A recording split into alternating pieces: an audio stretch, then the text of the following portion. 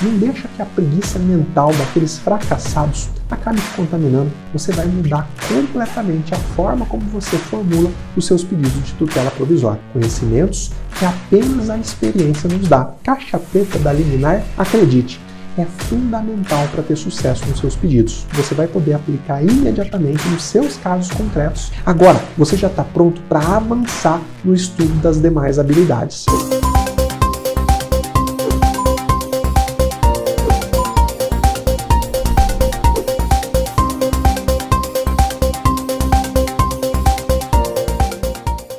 Opa, meu nome é José Andrade, eu sou juiz de direito e o seu professor durante a Semana da Liminar. Seja muito bem-vindo ao segundo vídeo da série de vídeos onde eu te explico tudo o que você precisa fazer para conseguir obter uma medida liminar em qualquer tipo de ação civil. Se você não assistiu à aula 1, eu recomendo que você faça isso agora, para que você possa compreender corretamente todas as dicas, todos os ensinamentos que eu vou te passar daqui em diante. É muito importante que você tenha assistido a primeira aula, porque nela eu te dou informações que são imprescindíveis, que você não pode perder.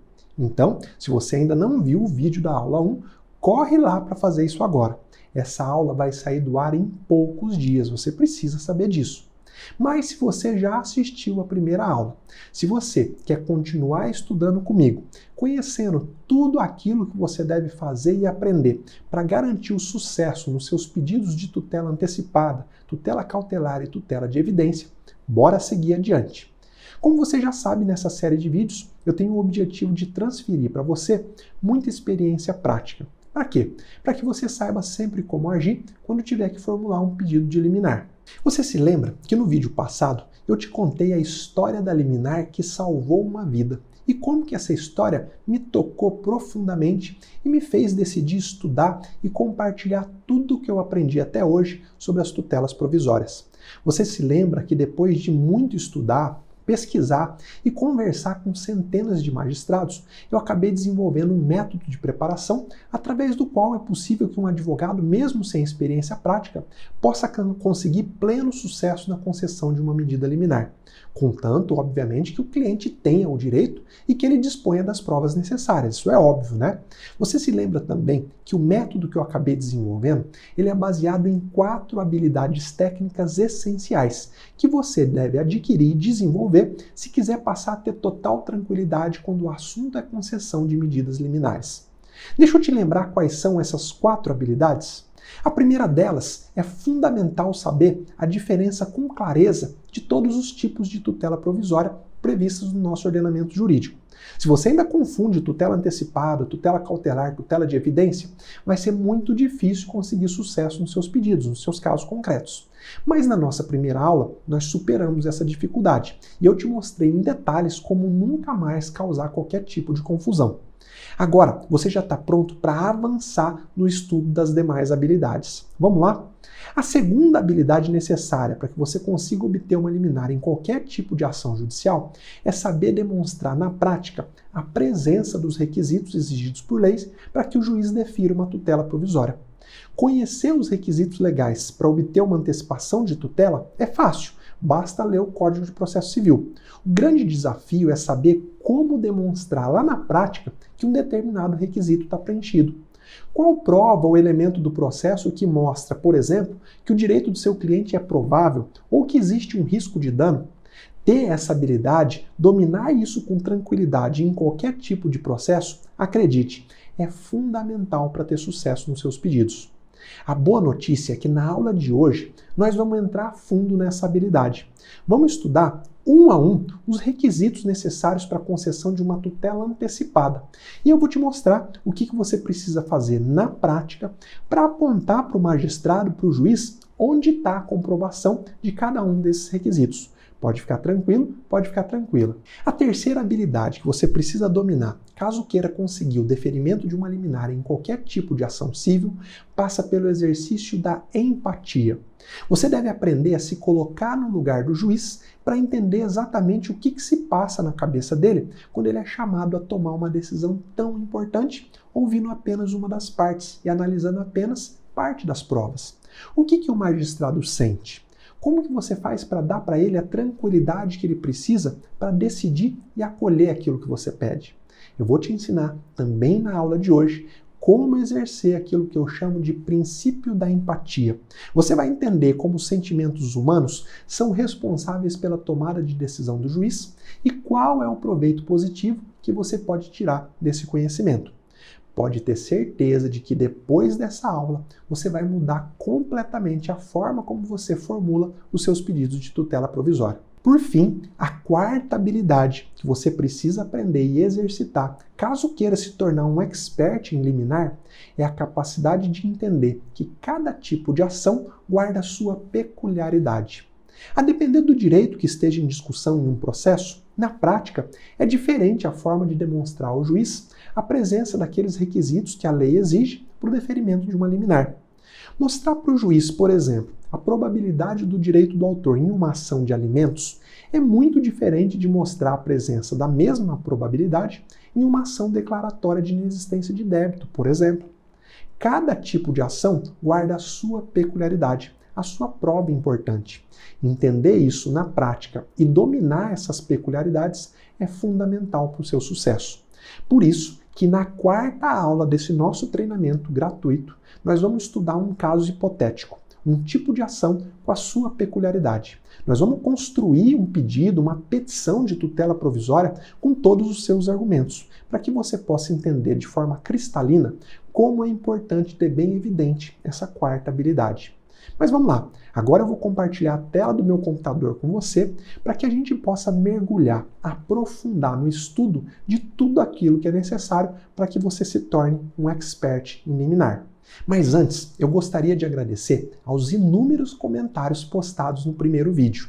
Comentários como o do Rodrigo de Almeida, que elogiou muito o conteúdo do vídeo e disse que nunca tinha visto uma explicação tão clara e direta sobre o assunto liminar.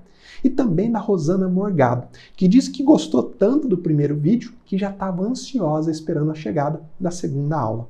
Olha, é extremamente gratificante assistir ao vivo o nascimento dessa nova comunidade, de pessoas que possuem o mesmo desejo, que querem melhorar a cada dia para ter mais e mais sucesso profissional. Vamos lá então, meus amigos, a gente está estudando as 4 habilidades técnicas fundamentais que você precisa ter e desenvolver para conseguir uma liminar.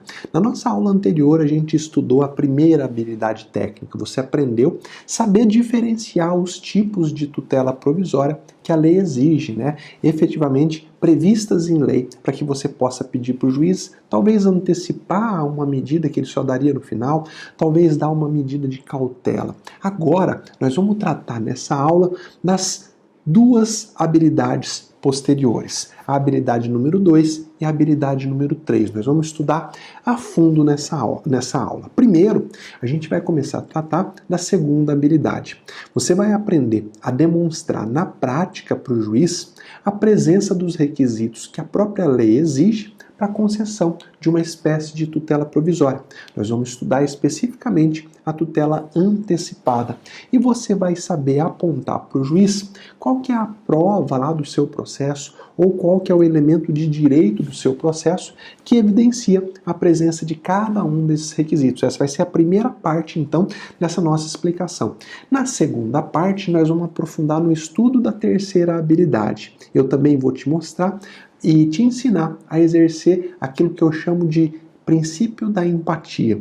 Você vai ver como que é importante você se colocar no lugar do juiz para sentir o que ele sente, para imaginar o que ele imagina e com isso te dá muito mais munição para apresentar para o magistrado e conseguir o deferimento dos seus pedidos. Então vamos lá.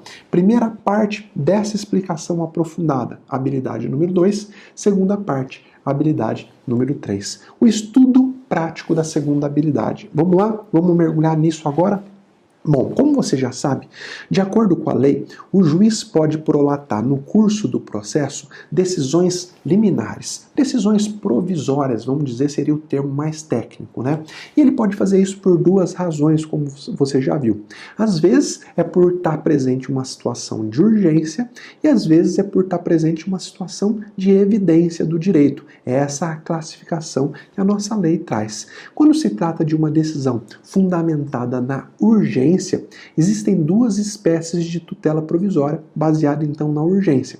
A primeira são as decisões que antecipam tutelas, ou seja, decisões que o juiz confere antecipadamente exatamente aquele direito que a parte pediu na inicial e que ela somente iria obter lá no final com o trânsito em julgado da sentença. Eu sempre dou o exemplo dos alimentos. A parte então pede para o juiz para que condene o pai a pagar alimentos, mas fala assim, ó, eu não posso esperar até o final do processo, porque senão eu vou morrer de fome. Me dá antecipadamente esses alimentos. E o juiz concede essa antecipação de tutela. A esse tipo de decisão judicial, então, a esse tipo de tutela provisória, a gente costuma chamar de antecipação de tutela antecipada. Mas também, baseando-se na urgência, o juiz pode prolatar decisões que vão proteger, que vão acautelar o próprio processo ou um outro direito. O exemplo, o arresto de um carro. A parte entrou com uma ação de cobrança para receber uma quantia. E ela fica sabendo que o requerido está se desfazendo de todos os bens. E fala assim, juiz, arresta esse carro do requerido para proteger esse processo aqui. Senão esse processo vai chegar no final, o requerido não vai ter bem nenhum e esse processo vai perder a utilidade. Veja, o arresto não é para pegar o veículo e entregar para o autor como pagamento. Não, nada disso. O arresto é para proteger a utilidade do processo. A esse tipo de proteção, a esse tipo de decisão que o juiz prolata, a gente costuma chamar de tutela cautelar ou decisão cautelar. Meus amigos, infelizmente, por questão de tempo, nós não vamos conseguir estudar os requisitos de todas as espécies de tutela provisória. Então, na aula de hoje, nós vamos aprofundar nos requisitos previstos na lei por deferimento de uma tutela antecipada. E por que eu escolhi a tutela antecipada? Porque é a mais comum, é aquela que você mais vai enfrentar no seu dia a dia. E você vai aprender na prática como mostrar para o juiz a presença de cada requisito legal. Vamos lá? Vamos embora então. Falando aqui de tutela antecipada. Primeira coisa, previsão legal. Onde que está previsto que o juiz pode então conceder antecipadamente uma tutela que a parte pediu e que normalmente ela só receberia lá no final da ação? Está previsto lá no artigo 300 e seguintes do Código de Processo Civil. O artigo 300 fala assim, ó, a tutela de urgência, ou seja, a tutela baseada na urgência, será concedida quando houver elementos que evidenciem a probabilidade do direito e o perigo de dano, ou o risco ao resultado útil do processo. No parágrafo 1º fala assim, a concessão da tutela de urgência, o juiz pode, conforme o caso, exigir caução real ou fidejussória idônea para ressarcir os danos que a outra parte possa vir a sofrer, podendo a caução ser dispensada se a parte economicamente hipossuficiente não puder oferecê-la. E o parágrafo 3º traz ainda um requisito muito importante. A tutela de urgência de natureza antecipada não será concedida quando houver perigo de irreversibilidade dos efeitos da decisão. Meus amigos, esses dispositivos legais trazem os requisitos para que o juiz possa conceder uma tutela antecipada. Agora, o nosso papel vai ser destrinchar, pegar esses dispositivos que a gente leu e ver em cada ponto aqui, ó, cada um dos requisitos, a probabilidade do direito, vamos ver aí a questão relacionada ao perigo de dano, vamos ver a questão relacionada à reversibilidade da medida e vamos ver a questão relacionada à caução. Veja como a gente tem muita coisa para falar. Vamos começar a estudar agora de forma aprofundada cada um dos requisitos e como você mostra para o juiz a presença dele na prática, tá bom? Vamos lá. Primeiro requisito, então, para que você consiga uma tutela antecipada. Probabilidade do direito, também conhecido como fumus boni iuris ou fumaça do bom direito. Na doutrina você vai ver gente dizendo que isso pode ter alguma diferenciação. Meus amigos, na prática acaba sendo tudo a mesma coisa. Mas agora você deve estar perguntando, tudo bem, professor, o que é a probabilidade do direito na prática, nos processos onde eu atuo?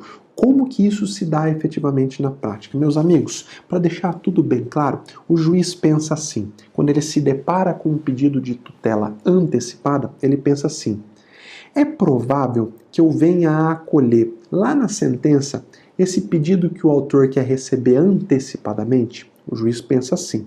Então, imagina, você formula um pedido de alimentos, você pede para o juiz antecipar a tutela. O juiz, para ver se está evidenciado o requisito da probabilidade do direito, ele vai pensar: é provável que o autor venha a ter direito a essa pensão lá na frente, lá na sentença? É provável que eu daria isso na sentença? Ele vai perguntar: há fundamento no direito e nas provas do processo para evidenciar que o autor tem razão? Nesse momento que o juiz está do processo, lá na inicial, há fundamento no direito e nas provas que evidenciam que o autor efetivamente tem razão? Se fosse hoje o dia de eu dar a sentença, o pedido do autor seria acolhido ou não seria acolhido? Meus amigos, o juiz, ele sempre olha para as provas e ele sempre olha para o direito. Então, você precisa mostrar qual ou quais são as provas lá do seu processo que demonstram a verdade dos fatos que você está alegando. E você deve mostrar qual que é a norma, qual que é a cláusula contratual, às vezes, qual é a jurisprudência que evidencia a probabilidade do seu direito. Calma que eu vou te dar aqui pelo menos 3 exemplos para isso ficar muito, mas muito bem claro. Então vamos lá. O menor que pede alimentos, ele fala assim para o juiz: juiz, eu sou filho do réu, o réu não me ajuda no sustento e eu preciso do sustento dele. Só que eu não posso esperar até o final da ação, eu preciso da antecipação da tutela. Como que você mostra para o juiz que é provável a probabilidade do direito do seu cliente? Bom, primeiro você vai juntar a certidão de nascimento. Ela é a prova que demonstra a filiação. O Código Civil é a norma que prevê a obrigação alimentar. É lá no Código Civil que está escrito que compete ao pai sustentar os filhos menores. Quando você mostra a prova do fato, a prova da paternidade e a norma que ampara o seu pedido, o juiz sente a presença da probabilidade do direito. Agora, imagina se falta um desses elementos. Imagina, você fala para o juiz que o seu cliente é filho do requerido, mas não junta a certidão de nascimento. Ora, cadê a probabilidade de que ele vai ter direito lá na frente? Sem a prova da filiação, não há direito aos alimentos. Muito provavelmente, a tendência do juiz vai ser indeferir aquele pedido de tutela provisória, já que ele sabe que a tutela de forma provisória é uma exceção. Tá? E quando ele concede uma tutela de forma provisória, ele fica muito mais perto de cometer uma injustiça. Afinal, ele não está ouvindo a outra parte, ele não está colhendo todas as provas. Então veja, isso é a probabilidade do direito. Mostrar para o juiz quais são as provas que evidenciam o direito aos alimentos aqui no caso. Qual é a norma, ou às vezes não é uma norma, é um contrato, É uma norma entre as partes apenas, Às vezes é uma jurisprudência. Qual é a jurisprudência que evidencia a probabilidade do direito? Vamos ver um segundo exemplo. Imagina o dono de um imóvel pede a reintegração na posse. Ele fala assim, eu tinha a posse de um imóvel e esse imóvel foi invadido pelo requerido e ele entra com uma ação de reintegração de posse. Mas ele fala assim para o juiz, juiz, eu preciso que você me antecipe essa tutela, não dá para eu esperar até o final da ação. E aí você vai ver lá no Código de Processo Civil, ele fala que para você conseguir a reintegração de posse, você tem que provar que você tinha a posse anterior, você tem que provar que o réu entrou na posse do imóvel, você tem que mostrar para o juiz, cadê na prática algum documento, alguma fotografia, algum vídeo que justifica que você tinha a posse anterior. A gente sabe que o Código Civil garante ao possuidor o direito de ser reintegrado na posse no caso do esbulho. Então, quando você mostra para o juiz a prova dos fatos que você alegou, que fato que você alegou aqui, eu tinha a posse anterior. Cadê a prova disso? O réu entrou na posse, esse é um outro fato.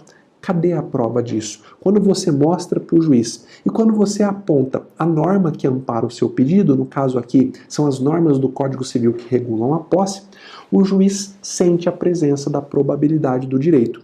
Agora, meus amigos, imagina faltar um desses requisitos. Você fala, olha, o autor tinha a posse anterior do imóvel e ela foi esbulhada. O juiz vai olhar para as provas do processo e não vê prova nenhuma dessa posse anterior. Qual que vai ser a tendência? A tendência do juiz vai ser indeferir, já que ele sabe que conceder uma tutela de forma provisória, de forma antecipada, é exceção e deixa ele mais próximo de cometer uma injustiça. E nenhum juiz quer cometer uma injustiça. Vamos para um terceiro exemplo para clarear efetivamente o que eu estou te dizendo.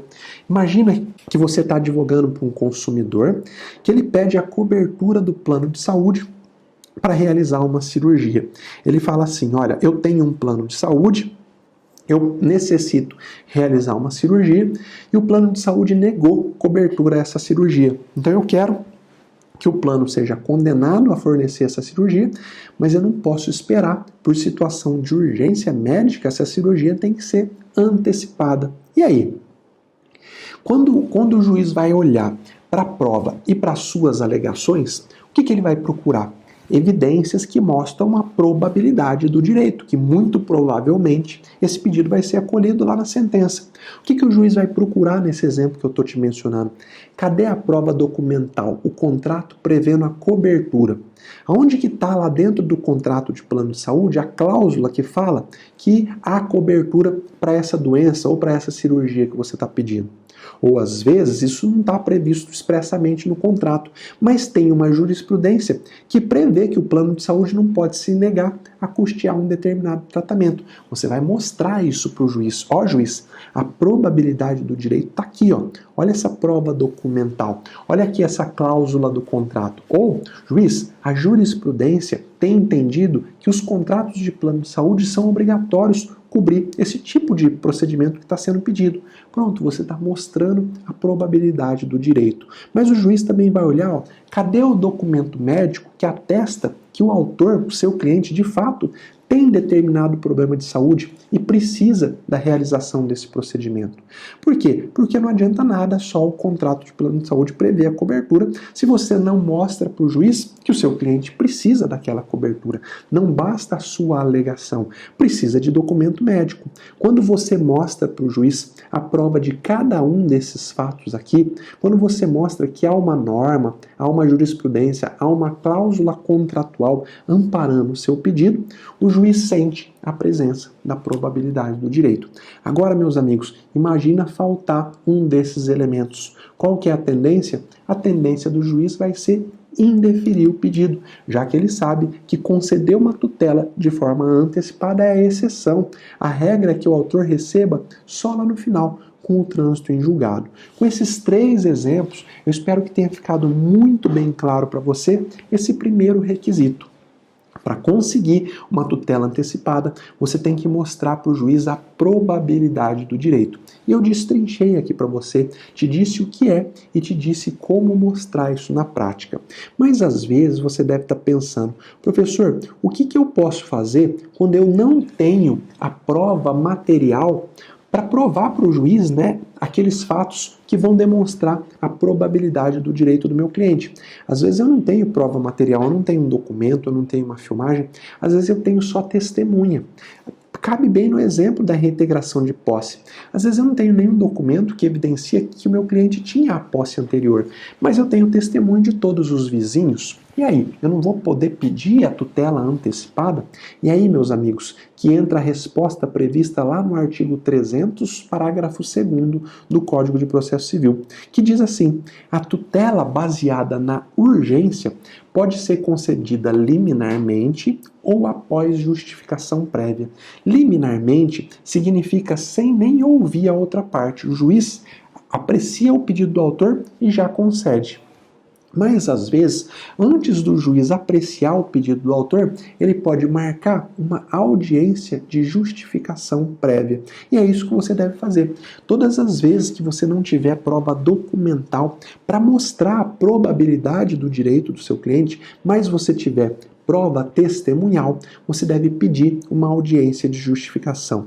Meus amigos, o juiz não pode negar essa audiência. Tá? O juiz tem a obrigação de marcar essa audiência. Mas o que o juiz pode fazer? Às vezes ele vai entender que o seu direito até é provável, você não precisa da audiência para mostrar a probabilidade do direito, mas ele entende que não estão presentes os outros requisitos que nós vamos ver. Aí ele pode até indeferir o seu pedido. Mas o que o juiz jamais pode fazer é indeferir o pedido de tutela antecipada, fundamentando lá na falta de comprovação da probabilidade do direito, se ele indeferir o pedido de audiência de justificação. Isso seria um baita contrassenso. Se isso acontecer, você deve recorrer. O que você sabe, então? Todas as vezes que você não tiver provas, elementos concretos, elementos materiais, aliás, para demonstrar a probabilidade do direito, você vai pedir uma audiência de justificação. Obviamente que você só vai pedir se você tiver testemunhas que vão mostrar a probabilidade do direito do seu cliente, tá bom? Vamos lá, agora saindo do requisito probabilidade do direito e entrando no segundo requisito para você conseguir uma tutela antecipada, o perigo de dano, também conhecido como periculum in mora ou perigo da demora. Mas, professor, o que é isso na prática?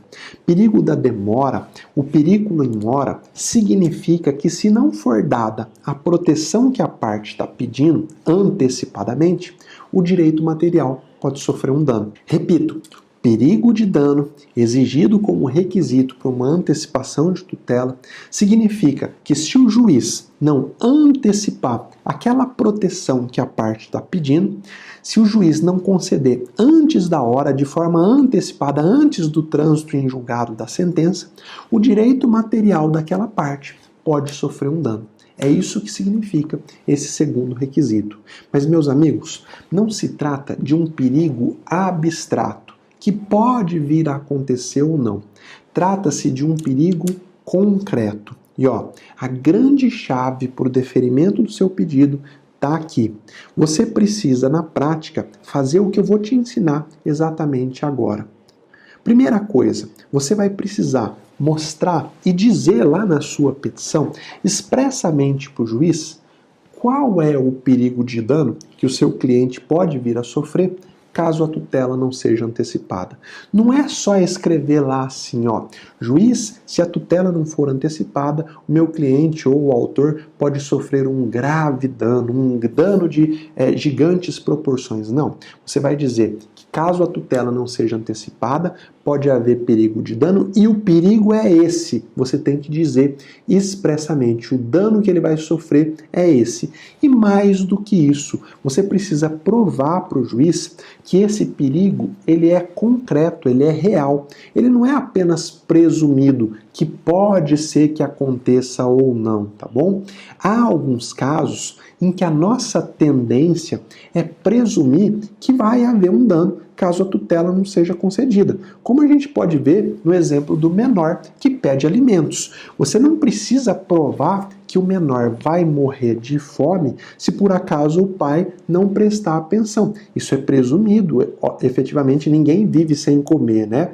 É possível presumir que se ele não recebe a ajuda do pai, o menor vai ter o seu sustento prejudicado.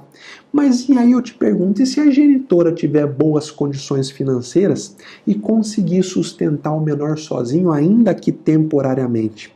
Essa presunção acaba caindo, não é mesmo?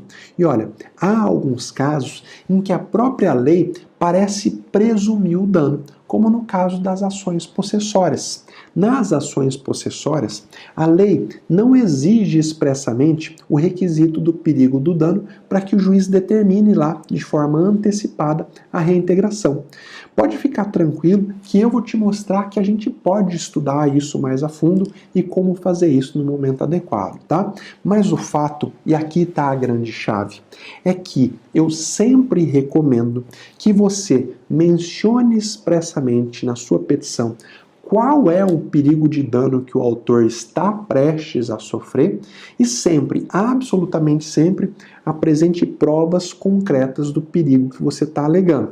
Meus amigos, e mais importante ainda, quando você pede que a decisão seja prolatada de forma liminar, ou seja, sem ouvir a parte contrária, é justificar para o juiz concretamente Por que que não há tempo de sequer ouvir a parte contrária? Por que que o perigo é tão iminente que não se pode sequer deixar o contraditório acontecer? Por outro lado, quando o caso permitir, eu recomendo fortemente que você seja 100% íntegro e diga isso ao magistrado. Peça que o pedido de tutela seja apreciada somente depois do contraditório. Mostra, no caso concreto, que há perigo de dano, mas que aguardar o contraditório não vai aumentar esse perigo. Olha, se você fizer isso, o que é raro acontecer, você vai ganhar muita credibilidade com o juiz. Pode ter certeza que os seus próximos pedidos, ele já vai olhar com uma presunção de integridade. Não que o juiz não faça isso, mas é natural que o juiz desconfie, principalmente quando se trata de pedidos antecipatórios. Vamos ver alguns exemplos disso tudo no caso concreto. Tudo que nós falamos até agora pode estar um pouco solto na sua mente, mas agora com os exemplos tudo vai ficar mais claro, tá bom? Vamos dar uma olhada? Vamos lá, vamos olhar para a situação do menor que pede alimentos. Como que você vai indicar para o juiz, então, o perigo? Lembra que eu te falei? A primeira coisa é fazer a indicação de que existe uma situação de perigo. Você vai dizer, juiz, se a tutela não for concedida, poderá o menor ter a sua subsistência comprometida, já que ele não pode trabalhar, ele não pode prover o próprio sustento, e já que a mãe não tem condições de sozinha custear as despesas. Veja, se você não faz essa indicação concreta, o juiz pode indeferir o pedido argumentando que, olha, talvez a mãe possa sozinha arcar com as despesas do menor, pelo menos até que haja o contraditório. Veja, você indicou que há uma situação de perigo. Logo na sequência, você precisa provar. A prova da situação de perigo não é só alegar. Quando só alega, o juiz não é obrigado a acreditar na sua palavra, ainda mais sem ouvir a outra parte, né? Então, nesse exemplo aqui, ó, você precisa trazer a prova da situação de perigo. Você deve elencar as despesas da criança, deve juntar os comprovantes de rendimento da mãe, você pode apresentar depoimentos de vizinho que estão tendo que ajudar financeiramente a mãe para que eles não passem necessidade. O depoimento dos vizinhos podem atestar, por exemplo, a privação de bens essenciais, né, que o menor está passando. Veja, se você não apresenta essa prova, o juiz pode indeferir o pedido argumentando que não está demonstrada a situação de perigo concreto. Está até alegada, mas não está demonstrada.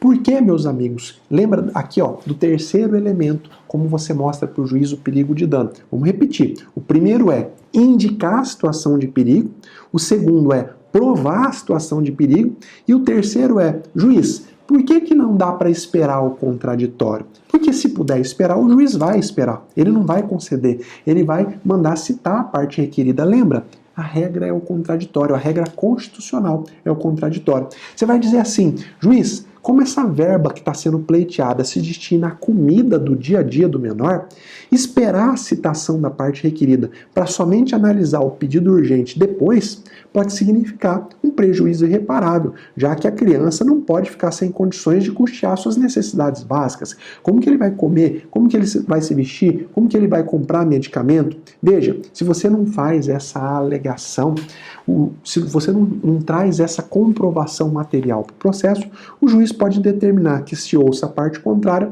para decidir depois. Inclusive, essa é uma atitude bem comum quando você não cumpre esse terceiro requisito, que é demonstrar por que não dá para esperar o contraditório. Mas lembra que eu te disse que às vezes, se no seu caso concreto dá para esperar o contraditório, você fala assim, juiz, aplica o contraditório, ouve-se a parte requerida, mas daí não dá para esperar até o final, até o trânsito em julgado, por isso e aquilo. Você vai ganhar muitos pontos com o magistrado.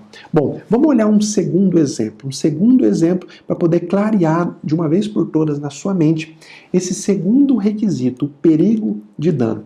Imagina aquele exemplo do consumidor que pede a cobertura do plano de saúde para a realização de uma cirurgia.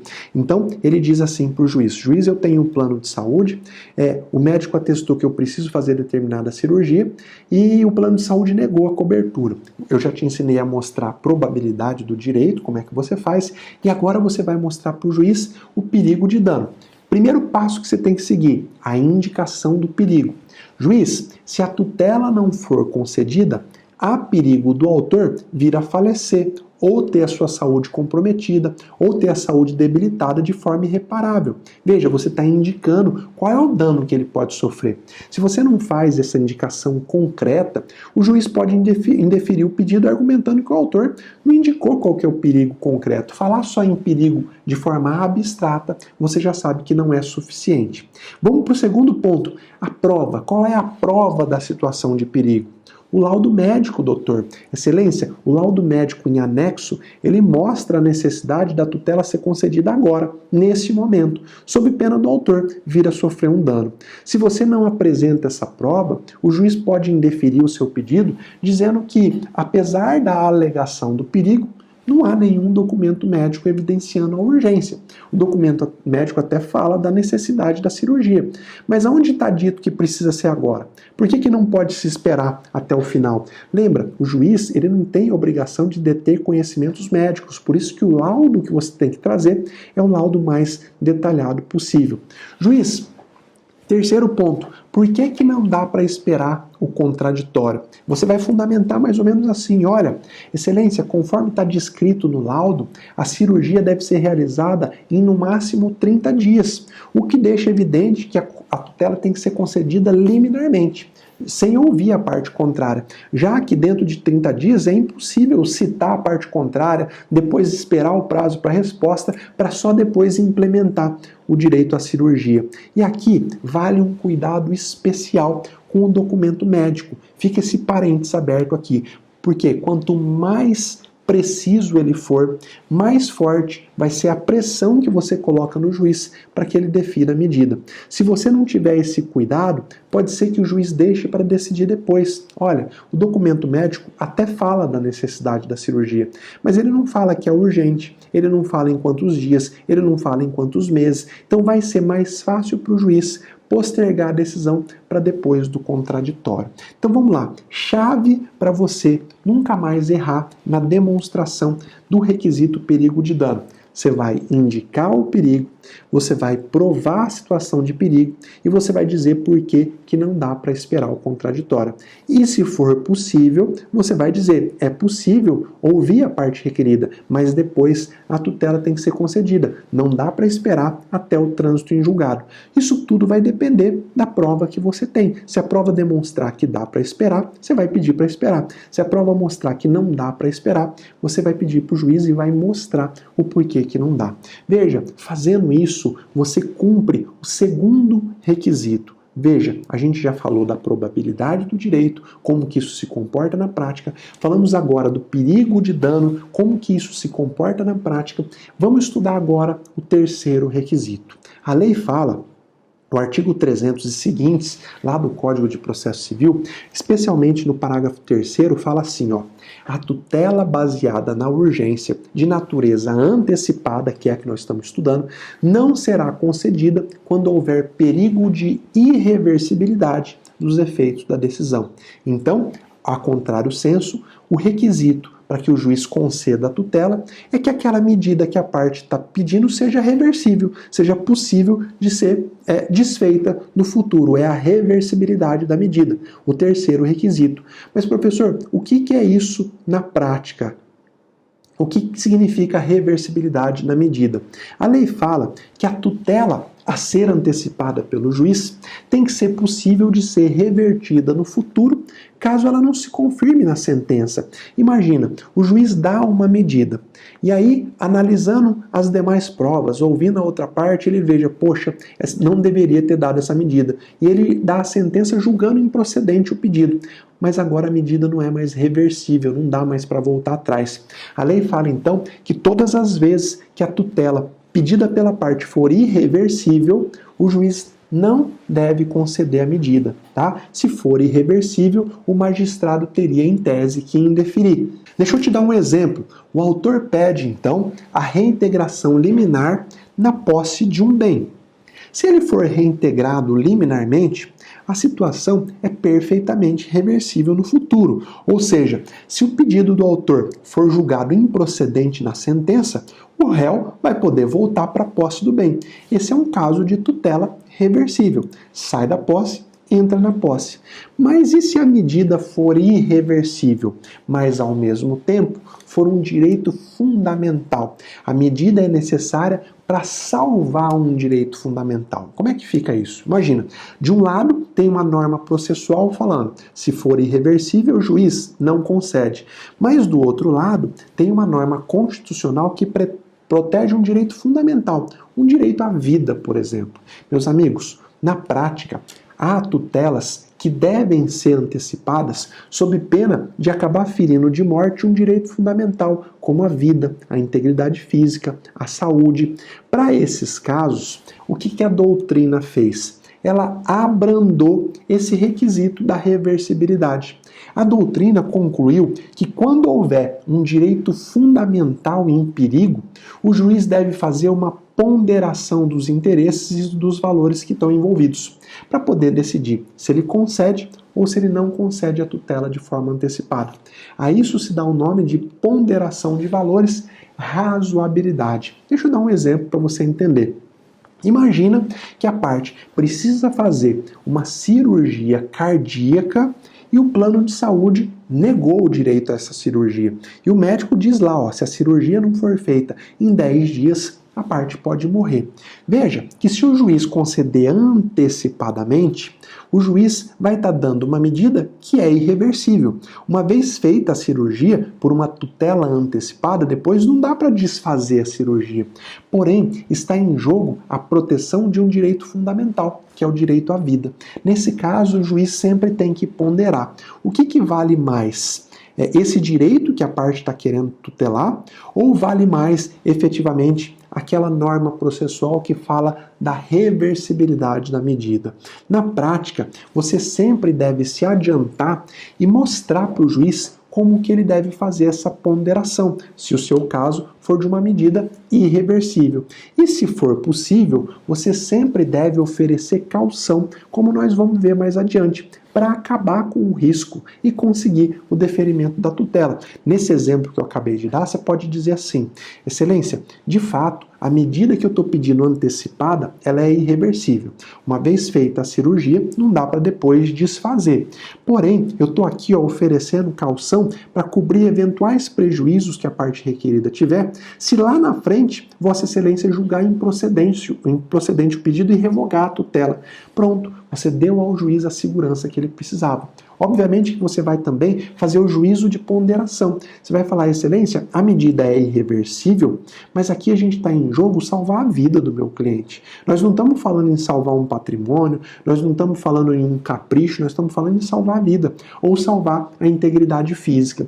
Veja, você se adianta, fala que a lei prevê o requisito da reversibilidade, que o seu caso, o pedido que você está fazendo é irreversível, porém, existe a ponderação dos valores envolvidos. Quando você faz isso e usa a doutrina ao seu favor, você cumpre esse requisito. Embora a medida pleiteada seja irreversível, em uma ponderação de interesses, o magistrado sempre vai preferir proteger a vida, proteger a saúde, proteger a integridade física, tá bom? Quarto e último requisito para conseguir uma tutela antecipada: caução real ou fidejussória. O que diz a lei? Lá no artigo 300 e seguintes, no parágrafo 1º, a lei diz assim, ó: para concessão da tutela baseada na urgência, o juiz pode, e aqui está a grande palavra, o juiz pode, conforme o caso, exigir caução real ou fidejussória idônea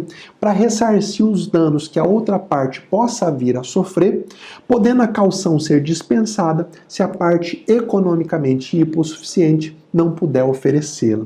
Vamos falar um pouquinho disso, porque a lei fala que o juiz pode exigir caução. Qual que é o objetivo disso? O objetivo é proteger a outra parte dos prejuízos que ela possa vir a sofrer, caso lá no futuro essa tutela antecipada se mostre indevida. Vamos imaginar que o juiz concede a tutela, mas lá na frente vem uma prova que mostra que, poxa, o autor não tem direito a isso. O juiz vai revogar aquela tutela. Tudo bem, e o prejuízo que a parte requerida já sofreu? E o gasto com a cirurgia que ela já teve? Como que esse prejuízo vai ser reparado? Por isso que às vezes a lei fala que o juiz pode exigir a caução. Imagina um exemplo: o arresto de um carro. Você pede para o juiz fazer o arresto do carro do devedor, porque o devedor está sinalizando que está vendendo todos os bens. Você pede uma proteção cautelar. Imagina os prejuízos que esse devedor pode ter por ele não ficar com o carro disponível, já que ele trabalha como Uber. Imagina, ele vai ficar vários dias sem poder trabalhar porque o carro dele está arrestado. Mas a caução, efetivamente, como a gente já viu, ela pode ser dispensada se a parte que pede a tutela for hipossuficiente economicamente. E isso, meus amigos, deve ser provado. Você deve abrir a realidade financeira do seu cliente para que o juiz não tenha dúvida. Tá? Você vai dizer, Excelência, há o requisito da caução, porém o meu cliente não tem condições de prestar. Olha aqui a realidade financeira dele, ele ganha tanto, a conta bancária está zerada e você vai abrir. Ele não tem patrimônio, ele não tem bens para oferecer como garantia. Você vai abrir a realidade financeira, porque se você não fizer isso, a chance é grande que o juiz determine a caução. Mas olha, professor, e se o cliente tiver condições de oferecer a caução? Obviamente, você vai oferecer e aí você praticamente garante a concessão de tutela. Olha, eu vou te dizer que na prática, de 10 pedidos, de 10 não, tá? De 100 pedidos que eu recebo de tutela, se tiver um oferecendo caução, é muito. As pessoas têm o costume de não oferecer a caução. E veja, o juiz pode determinar a caução. E para que isso não aconteça, eu recomendo aos meus alunos que já abra a realidade financeira. Vamos falar bem brevemente dos tipos de caução. Talvez você não saiba disso, mas é muito importante que você saiba. A lei fala que o juiz pode exigir caução real ou caução fidejussória. A caução real é aquela que é prestada sob a forma de uma das garantias reais. Garantias reais são a hipoteca, o penhor, a anticrese, e aí o autor oferece, por exemplo, em hipoteca um imóvel da propriedade dele. Ó, juiz, eu estou pedindo essa tutela e está aqui, ó, a minha casa ou um terreno como uma caução real para que seja constituída uma hipoteca. Isso é uma garantia real. A caução fidejussória, ela é conceituada como uma garantia pessoal. Nela, o indivíduo, ele se subroga na pessoa do devedor, caso esse devedor não cumpra a obrigação que ele está assumindo. E ele oferece o seu próprio patrimônio para garantir essa obrigação que ele está assumindo perante um terceiro. O autor apresenta, então, por exemplo, o seu pai como garantidor de eventuais prejuízos. É um fiador que vai ter o seu patrimônio atingido caso essa tutela seja revertida no futuro e cause um prejuízo. É uma caução, uma fidúcia baseada em uma pessoa. Tá? Então, a caução fidejussória é quando uma outra pessoa ela assume a condição de devedor caso o devedor principal não pague. Na prática, se você oferecer uma caução fidejussória, o juiz não vai exigir que se prove que o garantidor, né, aquela pessoa que está assumindo, caso você não pague, o juiz não vai exigir que ele prove que ele tenha patrimônio. Ele vai aceitar e muito provavelmente vai deferir a medida. E isso, meu amigo, vai acontecer porque você vai ganhar ainda mais a confiança do juiz. Ninguém costuma oferecer caução. Então, se você oferecer, o juiz vai pensar, opa, o caso é tão sério e preocupante que há pessoas se comprometendo em ajudar o autor para conseguir essa medida. Então, sempre que você puder, ofereça a caução, tá bom? Bom, um último ponto sobre os requisitos. Um último ponto sobre os requisitos da tutela antecipada, que é muito importante que você saiba. Nós estudamos aqui a probabilidade do direito, vimos como mostrar isso na prática, estudamos o perigo de dano, vimos como mostrar na prática, estudamos a reversibilidade da medida e a caução real. Os dois primeiros requisitos, eles são cumulativos. Os dois devem estar presentes para que o juiz possa conceder uma tutela antecipada. Já o terceiro e o quarto podem ser dispensados, como nós vimos na explicação. Agora, meus amigos, com essa explicação que você acabou de ver, você já pode se julgar e se sentir com a segunda habilidade necessária. Lembra, nós precisamos de 4 habilidades necessárias para garantir o deferimento de uma tutela liminar, de uma tutela provisória em qualquer tipo de ação civil. Cumprindo na prática exatamente tudo isso que eu acabei de te dizer, você tem a segunda habilidade. A partir de agora, nós vamos começar a estudar a terceira habilidade, conforme eu te prometi. Vamos lá então, sem mais delongas. Esse workshop é efetivamente para os fortes, não é um curso para quem desiste. E agora, sem perder tempo, nós já vamos estudar, entrar no estudo prático da terceira habilidade. A partir de agora, eu vou te ensinar como exercer a empatia. Você vai ver como é importante se colocar no lugar do juiz para sentir o que ele sente na hora em que ele é chamado para decidir questões super importantes e o pior, ouvindo apenas uma das partes, analisando apenas parte das provas. Vamos ver como que isso se comporta na prática. A partir de agora, eu vou te mostrar como que o juiz pensa quando ele precisa analisar um pedido de liminar. Quais são os sentimentos que passam na cabeça dele e que tipo de raciocínio ele faz?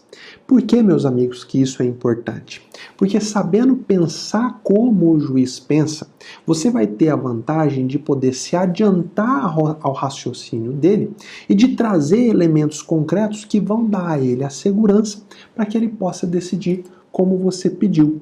Todas as decisões, olha que importante isso que eu vou falar. Todas as decisões que nós tomamos na vida são baseadas em emoções. Na nossa vida, a gente age ou a gente deixa de agir por força de emoções como o medo, a insegurança, a raiva, a ganância, enfim, sempre há uma emoção por trás de toda a ação humana. E a decisão do juiz, como uma ação humana que ela também é tomada por emoções. É claro, meus amigos, não esqueçam disso, que o juiz ele tem o dever de ser técnico e de fundamentar a sua decisão na lei, nas provas dos autos. Porém, dentro do espaço de interpretação que a própria lei dá, ou dentro da análise da prova que o magistrado sempre tem que fazer, olhando para cada caso concreto, há sempre, inevitavelmente, a influência das emoções. Por isso, eu vou te ensinar como identificar a emoção que pode tomar conta do juiz em cada tipo de tutela provisória, para que você possa, na prática, agir para neutralizar uma dada emoção ou, o contrário, ressaltar outra emoção ainda mais. Eu vou te ensinar a usar e abusar de recursos visuais, de imagens, fotografias, tudo aquilo que possa tocar os sentimentos do magistrado. Você concorda comigo que a simples escrita, a letra fria da palavra, ela não passa do campo racional? Você já ouviu a expressão de que uma imagem vale mais do que 1000 palavras? Você concorda comigo que se eu te disser assim, a parte está acamada, precisando de determinada cirurgia, tem uma força. Agora, se eu disser assim, a parte está acamada, necessitando de uma cirurgia, e logo abaixo colocar uma fotografia da parte lá, com um tubo na boca, num estado quase que vegetativo, essa imagem, ela não tem um poder de persuasão, de convencimento muito maior? Essa imagem, ela não vai tocar na emoção do juiz para ressaltar aquela urgência, aquela necessidade, muito mais do que uma simples palavra? Quando eu falo que você tem que pensar como o juiz pensa, é o lado emocional. Não que você vai ser apelativo, que seu discurso vai ser simplesmente emocional e apelativo. Não, nada disso. Você vai aliar as duas coisas. A técnica, por isso que nós estudamos os requisitos da tutela, como comprovar, e você vai usar também as emoções. Eu vou a partir de agora, aprofundar, te mostrar como fazer isso na prática. Para isso, para te mostrar como fazer isso na prática, eu quero te ensinar aquilo que eu chamo de o princípio da empatia. Para você poder entender as emoções que influenciam na decisão do juiz, é fundamental, meu amigo, que você conheça e desenvolva o princípio da empatia. Se você aprender a exercitar o princípio da empatia, você vai passar a entender exatamente como que os juízes pensam, o que eles sentem, o que eles buscam sentir quando eles analisam os pedidos de tutela provisória. Mas afinal de contas, o que é empatia? Você já parou para pensar? Meu amigo, empatia é a capacidade de você sentir o que uma outra pessoa sente caso você tivesse na mesma situação vivenciada por ela. Então, para exercer a empatia, para sentir o que o juiz sente quando ele precisa analisar um pedido de liminar, você precisa identificar quais são os sentimentos que passam na cabeça dele nessa hora. O que o juiz sente, afinal de contas, quando ele precisa analisar um pedido de liminar? Quais são esses sentimentos? Olha, eu posso te dizer que os sentimentos mais presentes no magistrado, quando ele é chamado a decidir um pedido de tutela provisória, são esses daqui, ó. Fatalmente, o juiz tem medo de cometer alguma injustiça, porque ele sabe que ele está decidindo antes da hora. Lembra? A decisão é sempre para ser dada lá no final, com a sentença, depois de ouvir todo mundo, depois de colher todas as provas. Então é natural que ele sinta medo de estar cometendo uma injustiça. Bom, mas eu estou acreditando só em uma parte. Será que eu não vou cometer uma injustiça? Esse é o primeiro sentimento. O outro sentimento também é o medo de causar algum prejuízo ao réu. Imagina, ele concede uma medida, no futuro essa medida se mostra indevida e o réu sofreu um prejuízo. Então há o medo de causar um prejuízo ao réu. Terceiro tipo de medo que o juiz sente, e é natural que ele sinta, que é o medo de causar algum prejuízo ao autor, caso ele não conceda a medida. O juiz vai pensar assim, bom, essa prova aqui está muito fraca, eu não vou conceder essa medida. Poxa, mas e se o autor estiver mesmo precisando dessa cirurgia e vier a óbito, e lá na frente eu descubra que eu deveria ter dado essa medida? Veja, medo de causar algum prejuízo ao autor. O juiz também é tomado pelo sentimento da insegurança. Afinal de contas, ele está decidindo ouvindo apenas uma das partes. O juiz tem o medo de ser enganado. E se essa alegação for mentirosa? E se esse documento foi falsificado, foi fraudado só para a parte conseguir uma liminar? Então há uma insegurança natural passando pela cabeça do juiz. O juiz também sente a insegurança por estar decidindo sem ter acesso a todas as provas do fato. Imagina, a parte autora fala que existe um contrato. Na cabeça do juiz ele pode passar, bom, mas e se esse contrato foi revogado e a parte autora está omitindo esse fato só para conseguir a medida de tutela? Veja, são vários os sentimentos que passam na cabeça do juiz, mas basicamente todos eles estão relacionados ao medo e à insegurança. Mas agora, meu amigo, sabendo o que o juiz sente, qual é o seu trabalho? O seu trabalho é dar para ele elementos concretos, informações concretas que possam amenizar ou até mesmo exterminar esses sentimentos. Da mesma forma, e por um outro lado, às vezes o seu trabalho vai ser o de ressaltar algumas emoções, de forma a comover ainda mais o juiz para que ele defira a medida. Tá bom, professor, eu compreendi, mas como fazer isso na prática? É o que eu vou te mostrar a partir de agora. Lembra, esse curso é um curso prático. Eu não só te mostro a teoria, mas eu te ensino a aplicar na prática. É isso que você vai ver comigo agora. Vamos lá. Exercendo o princípio da empatia na prática. Você deve olhar então, como eu te disse, para cada um dos requisitos necessários ao deferimento de uma medida e ver como que você pode reduzir ou até mesmo eliminar o quê? O medo e a insegurança que pode atrapalhar o juiz na análise de cada um dos requisitos. Lembra? Nós estudamos nessa aula os requisitos que você precisa comprovar para o deferimento de uma tutela antecipada. Probabilidade do direito, perigo de dano, reversibilidade, caução, quando é o caso. Você vai olhar para cada um desses requisitos e ver como que você pode reduzir ou eliminar o medo e a insegurança que pode atrapalhar o magistrado. Você deve se perguntar mentalmente, se eu fosse o juiz, nesse meu caso concreto, o que eu precisaria encontrar no meu pedido e nos documentos para poder deferir isso que está sendo pedido? Vamos ver como fazer isso na prática, mas agora analisando o medo e a insegurança do juiz frente a cada um dos requisitos previstos na lei para concessão de uma tutela de urgência. Exemplo, o cliente teve negado o pedido de cobertura de plano de saúde para a realização de uma cirurgia. O médico afirma que se a cirurgia não for realizada dentro de 15 dias, o cliente pode sofrer um dano irreparável na saúde. Você vai, formula um pedido de tutela provisória de urgência, pedindo que o juiz determine ao plano de saúde a realização imediata da cirurgia. Quais são os requisitos, né? Nós já falamos dos requisitos, por isso que eu vou passar bem rapidamente. Os requisitos teóricos, né, que a lei exige, o artigo 300 exige para o juiz conceder a medida. probabilidade do direito, perigo de dano, reversibilidade e caução, quando for o caso. Como que você vai mostrar a probabilidade do direito nesse exemplo? Vai juntar o plano de saúde, que prevê a cobertura, vai juntar o atestado médico, que aponta a existência do problema de saúde, vai juntar lá diversos exames médicos, tudo aquilo que deixe o juiz efetivamente verificar que é provável esse direito do autor.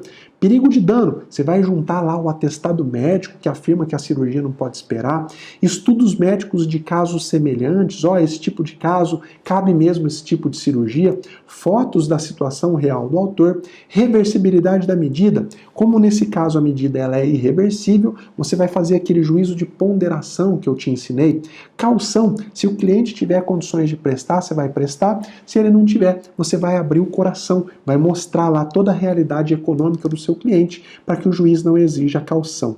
Mas e agora? E o princípio da empatia? Vamos olhar para todos esses requisitos e analisar o que pode causar medo e o que pode causar insegurança do magistrado? É isso que você vai fazer na prática. Se você estivesse no lugar do juiz, nesse caso concreto, quais medos você estaria sentindo nesse momento? Você vai ter que listar todos os medos e vai ter que combater ou reforçar cada um deles. Por exemplo, o juiz pode ter medo de determinar a realização da cirurgia sem que ela seja realmente devida e, com isso, causar um prejuízo financeiro à requerida. Tá bom, professor, eu identifiquei que esse pode ser o medo do juiz, mas como eliminar esse medo lá na minha narrativa, na minha petição inicial?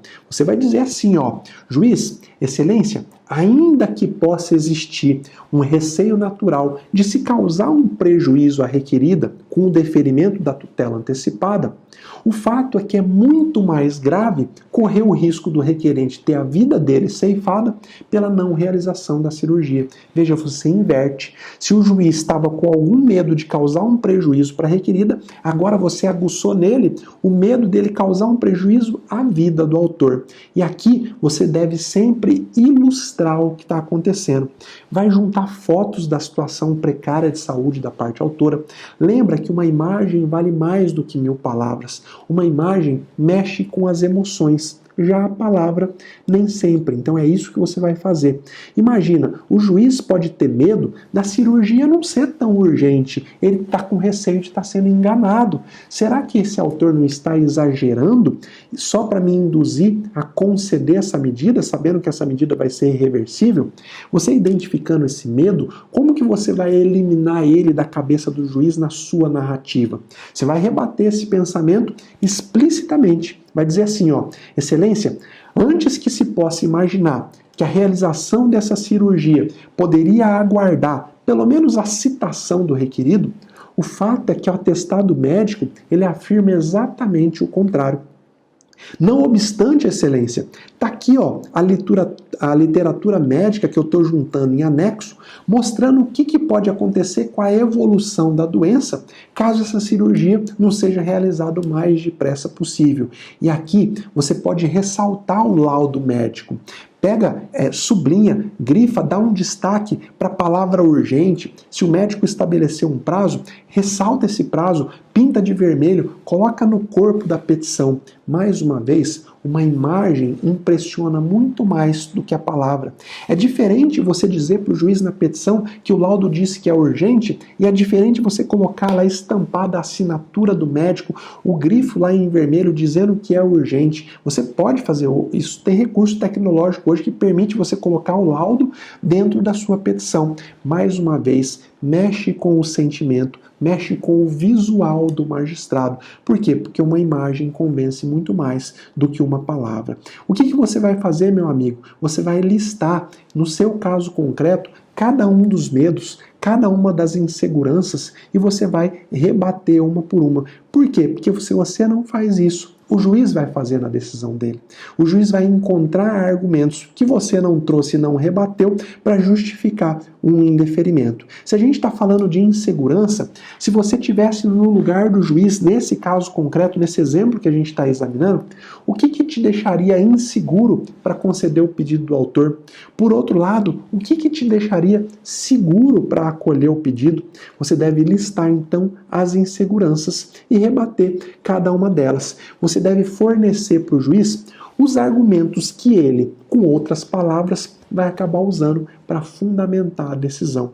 Meus amigos, se o juiz, por exemplo, estiver inseguro porque o deferimento pode levar a um prejuízo financeiro ao requerido, nesse nosso exemplo, dê a ele um dado que pode dar segurança.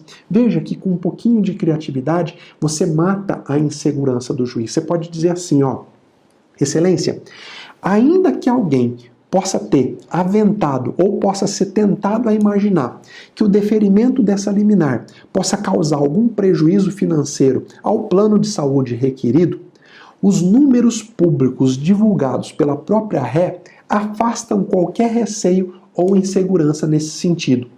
Excelência, apenas no ano passado, a empresa requerida faturou mais de 3 bilhões de reais, conforme se extrai do balanço financeiro divulgado por ela mesma.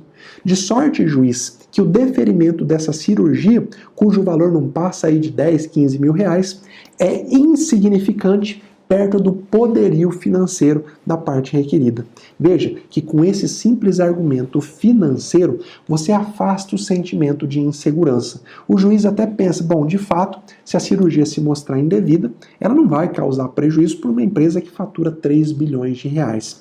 E, meu amigo, lembra da imagem. Se possível, junta a cópia do balanço financeiro do réu. As empresas divulgam o balanço financeiro publicamente. Basta que você vá atrás, né? Lembra que uma imagem influencia nas emoções muito mais do que belas palavras. Você pode pegar só lá o final do balanço financeiro, dá um print naquele final, sublinha, circula de vermelho lá, faturamento de 2020, 2019, seja o ano anterior qual for, e coloca lá em vermelho 3 bilhões de reais. O juiz se impressiona. É natural, qualquer ser humano se impressiona muito mais com uma imagem do que palavra. É óbvio que o juiz faz a análise como um todo, mas são esses pequenos detalhes que mexem com as emoções. Eu queria te lembrar aquilo que eu comecei falando nessa terceira habilidade. Por quê? Porque é muito importante. Todas as decisões que nós tomamos na nossa vida são baseadas em emoções. É o medo, é a ganância, é a raiva, é a insegurança. Quando você começa a trabalhar os seus pedidos, e pedidos de forma geral, eu não estou falando só do pedido de tutela provisória, todo tipo de pedido, baseando-se nas emoções e mexendo efetivamente com os olhos do magistrado, você aumenta a sua capacidade de convencimento e você chega muito mais perto do deferimento.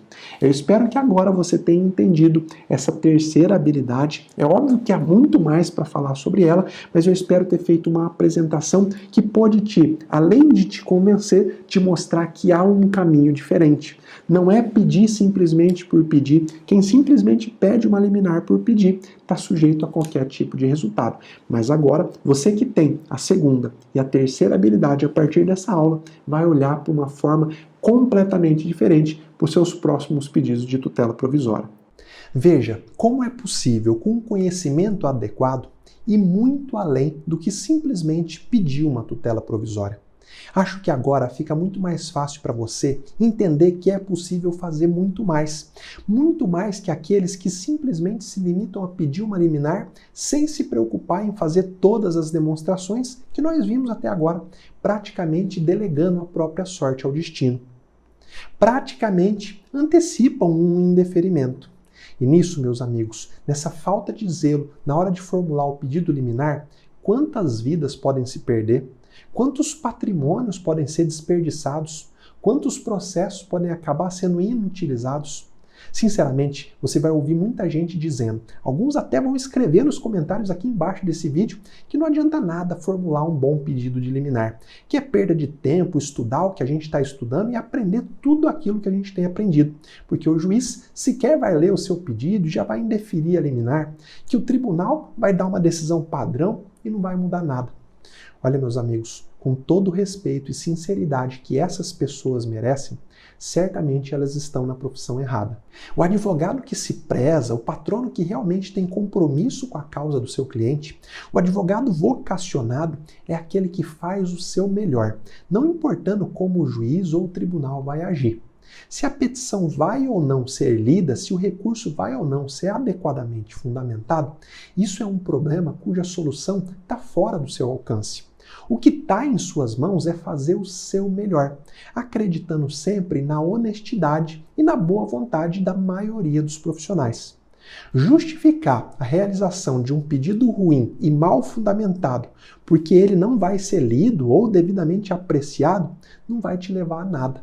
Somente vai te equiparar àquele péssimo profissional que você tanto critica. Quer um conselho, meu amigo? Faça o melhor em tudo aquilo que tiver ao seu alcance. O seu cliente que confiou em você merece o seu melhor. A justiça que você tanto almeja e procura merece o seu melhor desempenho. Sinceramente, não deixa que a preguiça mental daqueles fracassados acabe te contaminando. Aquele que não quer estudar e aprender sempre tem uma desculpa pronta para desestimular quem está à sua volta. Como o fracassado não consegue sair do lugar, ele quer juntar mais gente em volta dele.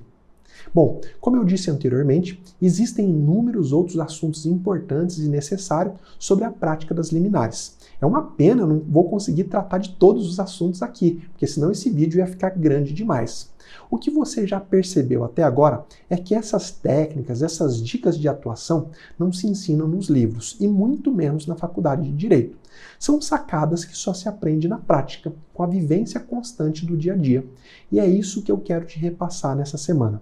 Conhecimentos que apenas a experiência nos dá, mas que eu faço questão de te transmitir. Aliás, eu gostaria de te mostrar o depoimento de um aluno que acreditou nas dicas que aprendeu comigo, colocou em prática e conseguiu pleno sucesso. Dá uma olhada.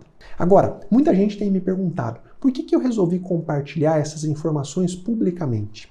As pessoas me perguntam por que eu estou abrindo a caixa preta da liminar e revelando técnicas que muita gente faz questão de esconder. Como você viu no primeiro vídeo, quando eu te contei um pouco da minha história, eu tive a oportunidade de ver de perto como que o zelo no trato de uma questão liminar pode ser importante, pode salvar uma vida, pode manter ou acabar com patrimônios inteiros. Sinceramente, meu amigo, eu não quero que pessoas, que direitos sejam prejudicados pela falta de conhecimento teórico e prático. Por isso, eu resolvi dar a minha contribuição, para que os meus alunos consigam cada vez mais sucesso na profissão que eles escolheram, ajudando realmente as pessoas que confiam no seu trabalho. E é isso que eu também desejo a você que está participando desse evento gratuito.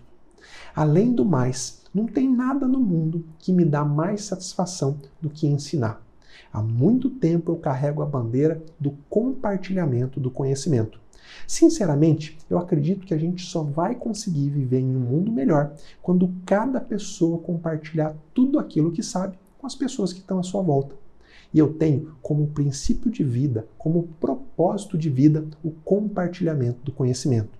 Então, se for para aprender e crescer pelo esforço, pela educação e pelo conhecimento, eu quero que você saiba que você pode sempre contar comigo. Bom, como você viu nessa série de vídeos, eu estou dando uma introdução de como a minha experiência prática pode te ajudar.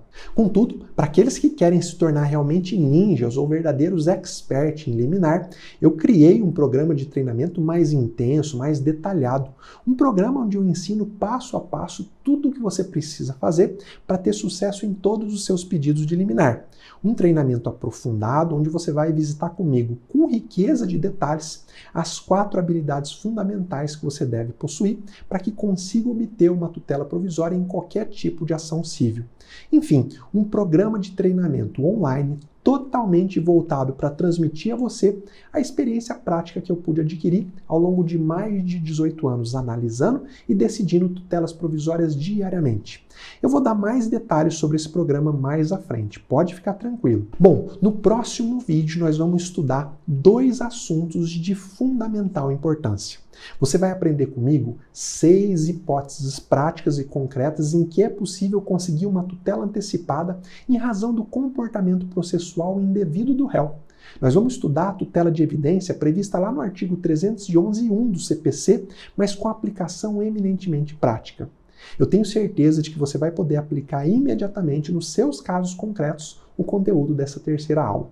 Mas não é só. Eu também vou te ensinar como e quando é possível conseguir que o magistrado altere uma decisão liminar que foi por ele mesmo prolatada, sem que você precise interpor o recurso cabível. Ter esse conhecimento prático vai te economizar muito tempo e recursos financeiros, pode apostar. Também nas próximas aulas nós vamos colocar em prática tudo o que a gente aprendeu até agora. Nós vamos estudar um caso hipotético, um tipo de ação com a sua peculiaridade, nós vamos construir uma petição contendo um pedido de tutela provisória com todos os seus argumentos, para que você possa entender de forma cristalina como é importante ter bem evidente a quarta habilidade. E esse modelo de petição que a gente vai construir junto vai ser liberado para você. Agora, rola essa página para baixo e me deixa um comentário ou alguma dúvida. Me diz o que você está achando do nosso evento até agora. Eu quero agradecer mais uma vez porque você está caminhando comigo e dizer que eu não vejo a hora de te encontrar novamente no nosso próximo vídeo. E olha, não esquece de entrar no canal do Telegram, o botão está aqui embaixo, para baixar o material da nossa aula de hoje. Para entrar no canal é só clicar no botão. Lembra que o material escrito é liberado todo dia às 20 horas. E lembra que você deve baixar esse material o mais rápido possível, porque em breve ele será totalmente apagado do canal.